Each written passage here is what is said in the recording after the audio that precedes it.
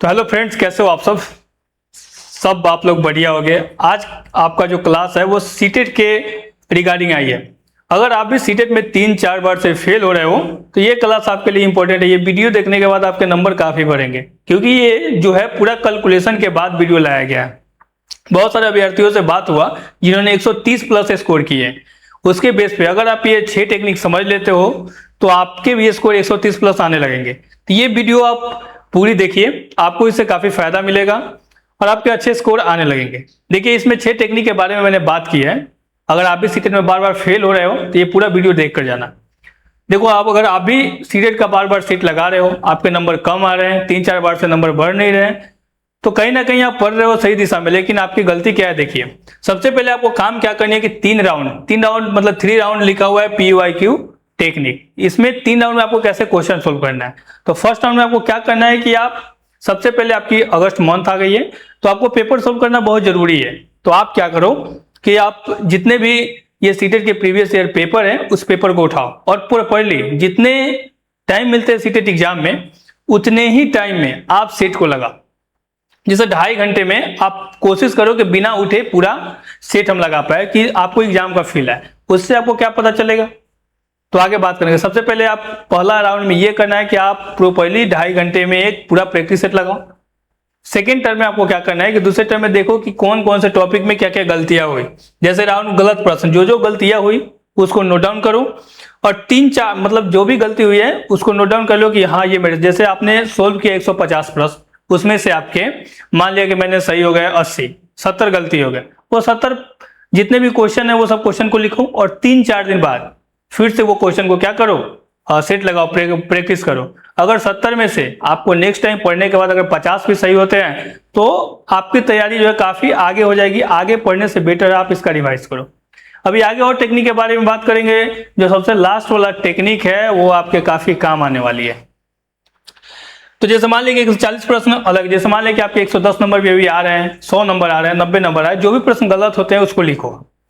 Second में आपको क्या करना है, सेकेंड में आपको क्या करना है कि गलत प्रश्न की कॉपी, मतलब जो भी आपने गलती की है उस प्रश्न को आपने कॉपी पे लिखा है और मैंने क्या गलत किया। सबसे पहले आपको खुद से क्वेश्चन करना है कि मैंने क्या गलत किया, क्योंकि आप जब खुद से समझने लगते हो तो समझो कि आप ऐसे भी आप सीटेट की तैयारी कर रहे हो तो आप जानते हो कि खुद से मतलब समझना ही क्या, मतलब खुद से समझने पे ही जो होता है कि हमारा ज्ञान जो होता है वो बढ़ता है।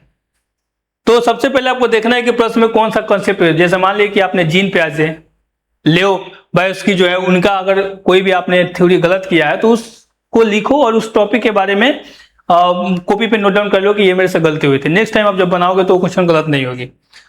उसके बाद अगली बार आप ध्यान रखना है कि ऐसे प्रश्न पहचान, जैसे अगली बार आपको सबसे ये है, ये आपने देखा है कि अगली बार मतलब क्या करना है कि ऐसे प्रश्न को, जैसे मैंने अभी आपको टैग वर्ड मैं तैयार कर रहा हूँ। काफी बढ़िया टैग वर्ड है जो एग्जाम में आपके काफी मैं तैयार कर रहा हूँ। थोड़ा सा टाइम लग रहा है लेकिन बहुत ही आपकी जबरदस्त क्लास होगी जिसमें टैग वर्ड के बारे में, उससे आपके CDP के क्वेश्चन काफी सोल्व हो जाएंगे। तो वो जल्दी क्लास 1 या 2 दिन में अपलोड किया जाएगा। तो टैग वर्ड से आपके बहुत सारे क्वेश्चन बन जाएंगे कि कौन कौन से आपके प्रश्न गलत हुए। वो कीवर्ड जो है वो कीवर्ड को लिखो आप। नेक्स्ट आपको क्या करना है, नेक्स्ट आपको करना है कि जो भी आप जैसे राउंड 3 में क्या किया आपने, राउंड 3 में जो गलतियां आपने की थी, गलत प्रश्नों की सूची आपने जो तैयार की थी, उसके 3-4 दिन बाद उस प्रश्न को दोबारा आपको हल करना है। फिर अपनी प्रगति और अपने प्रोग्रेस को चेक कीजिए कि जैसे मान लीजिए कि आपने इसके पहले 70 क्वेश्चन रॉन्ग की थी, तो अब आप ट्राई करो कि अब आपके जो प्रश्न है वो कम से कम कितना 10 या फिर 20 क्वेश्चन जो है वो रॉन्ग हो। बाकी अगर आप पूरा कर पाते हो सही तो और बेटर है। आप अपनी प्रोग्रेस ऐसे देख सकते हो। आपको पता होगा कि आप अभी 150 क्वेश्चन के मॉक लगा लो, फिर उसको दोबारा लगाओ तो आपको पता चलेगा कि मैंने 150 क्वेश्चन की मॉक लगाई, उसका आंसर भी पता है, फिर भी मैंने जो दिया तो मेरा जो स्कोर आ रहा था पहले 110 उससे कुछ ही बढ़े हैं। तो इसीलिए जो है वो बार बार रिवाइज करना काफी जरूरी है। तो मैं आगे बात कर लेता हूँ। और ये है कि सीटेट का एग्जाम जो है वो कोई ये नहीं रहता, अभी तो लगातार आ रही है। इसके पिछले बार जो है 1 साल के बाद आई थी, तो आप इस बार अच्छे से प्रिपेयर करो और सीटेट निकालो, क्योंकि अभी जो TRE 4 की जो नोटिफिकेशन आई है मुझे लगता है कि वो सीटेट के बाद ही देंगे। तब तक आप अगर सीटेट के लिए एलिजिबल नहीं हो तो सीटेट पास करके आप फिर 6 to 8 के लिए, 1 to 5 के लिए एलिजिबल हो जाओगे। तो इसीलिए आपको ध्यान से पढ़ना है। अब आगे देखो आपको क्या करना है। और ये जितने भी टेक्निक है आप इसको फॉलो करो, क्योंकि बहुत सारे अभ्यर्थी ने ये दिया है, कभी मैं उनसे मिलाऊंगा जिन्हें स्कोर किया और उनके बेस पे ये तैयार किया गया है पूरा टेक्निक। देखो नेक्स्ट आपको क्या करना है, अगली बार आपको क्या क्या ध्यान रखना है। तो अगली बार आपको ध्यान रखना है कि गलती की पहचान करें, कि जैसे आपने देखा होगा कि गलती क्या क्या आपने गलतियां की, गलती की आपको पहचान करना है। गलत प्रश्न की नोटबुक बनाएं, जो भी आपने गलत किया उसका नोटबुक बनाएं, ताकि आपके जो एग्जाम जब नियर बाई आ जाए, जैसे 7 डेज आ जाए, उस समय रिवीजन करने में आसानी हो। वीक टॉपिक पर, जैसे मान लीजिए कि आपका जो भी टॉपिक वीक है, जैसे किन्हीं का आपको थ्योरी पढ़ना है वो सब वीक है, तो उस पर आप ज्यादा फोकस करें। और जो देखो फ्रेंड, सबसे जो ज्यादा जरूरी चीज है वो क्या है, वो सबसे ज्यादा जरूरी है स्मार्ट वर्क। अभी आप खूब अच्छे से पढ़ाई कर रहे हो, 8 घंटे 9 घंटे लगातार वीडियो देख रहे हो, उससे कोई फर्क नहीं पड़ने वाला। आप यही मॉक टेस्ट के थ्रू आप एनालिसिस करके अच्छे स्कोर कर सकते हो। और कंसिस्टेंसी कहने का ये मतलब है कि आप रेगुलर पढ़ाई करो। अगर आप 6 घंटे पढ़ रहे हो तो रेगुलर पढ़ाई करो, नहीं तो 2 दिन बाद फिर होती है कि धीरे धीरे टूट जाएगी, रिदम आने में काफी टाइम लगती है। आपको ये करना है। नेक्स्ट आपको क्या करना है कि मॉक टेस्ट का असली, देखिए मॉक टेस्ट का क्या क्या फायदा होता है। आप कितना भी एग्जाम का प्रिपेयर कर लो, लेकिन अगर आप मॉक टेस्ट नहीं लगाते हो तो आपकी तैयारी जो है वो अधूरी रह जाएगी। मॉक टेस्ट लगाना आपको काफी जरूरी है। अगर आप मॉक टेस्ट नहीं लगाओगे तो आपकी तैयारी अधूरी रह जाएगी, एग्जाम में टाइम मैनेजमेंट नहीं हो पाएगा, फिर आप बैठोगे तो आपका ब्रेन जो है वो एक्टिव नहीं रहेगा। इसीलिए मॉक टेस्ट जरूरी है।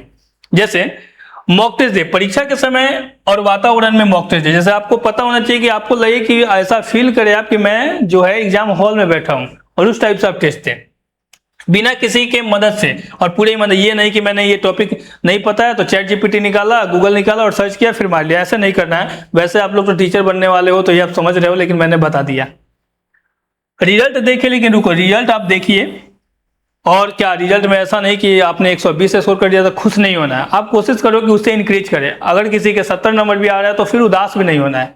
आप अगर तैयारी 1 महीने काफी होते हैं, और अभी जो आपका टाइम चल रहा है अगस्त में, जिसमें आपको मॉक टेस्ट ही रिजल्ट आपको दिलाएगा और स्कोर दिलाएगा।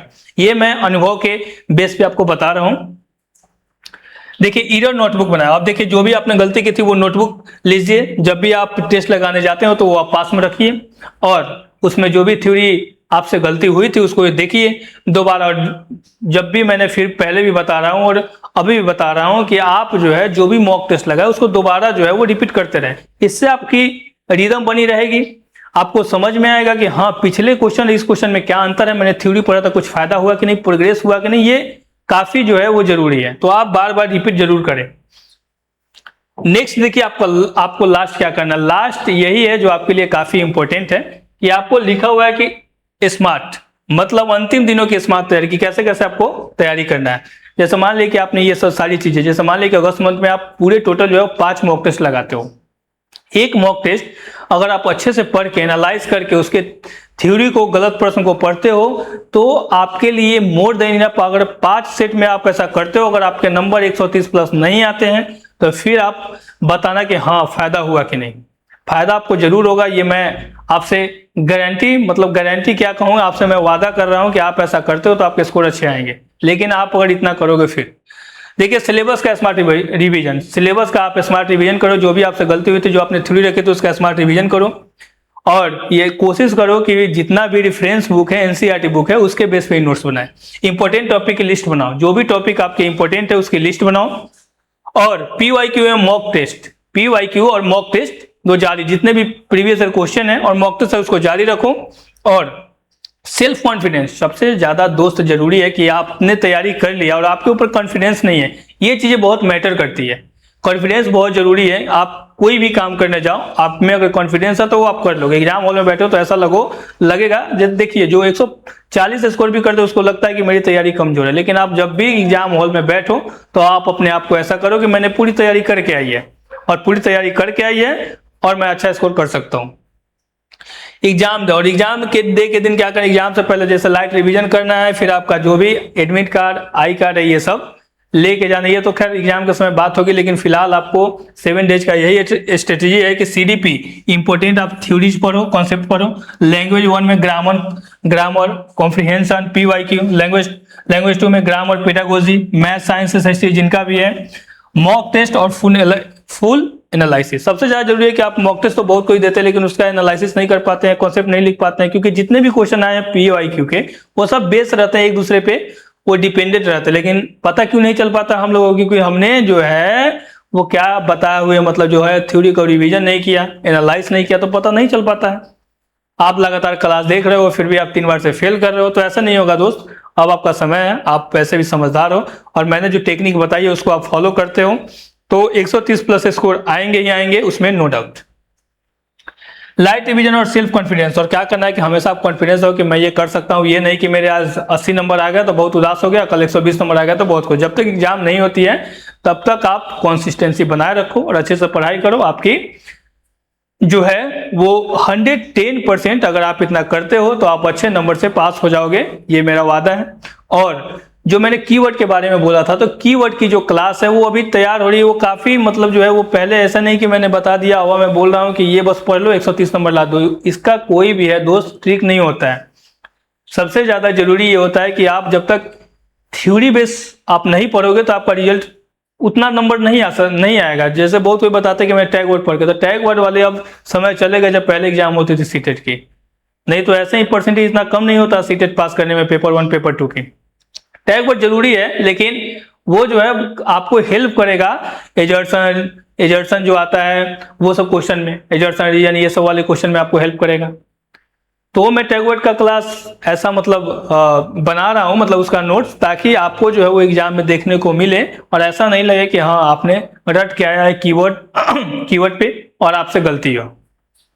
बाकी आप पढ़ाई करें अच्छे से, मैं इतना बोलूंगा। और TRE 4 का भी क्लास जो है वो साइंस मैथ ये सब का बहुत जल्द आने वाला है और सीटेट की भी तैयारी आपकी बहुत अच्छे तरीका से होगी। कीवर्ड की आप क्लास आएगी तो आप देखकर खुद बताओगे।